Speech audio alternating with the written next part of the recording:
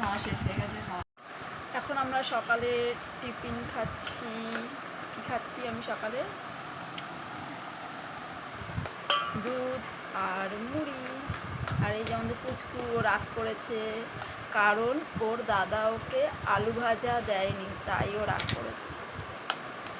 ওর দাদা খেয়েছে সকালে আলু ভাজা দিয়ে রুটি, কিন্তু ওকে দেয়নি, তাই জন্য ও রাগ করে বসে আছে, মুখটা পুরো একদম এই হেসে দিয়েছে, লুকিয়েও গেছে রাগ করে। তো চলো আমি খেয়ে নিই। আমি যাবো।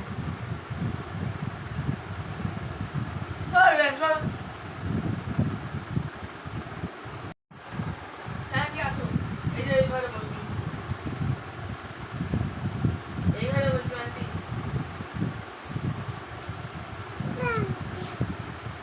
হ্যাঁ এই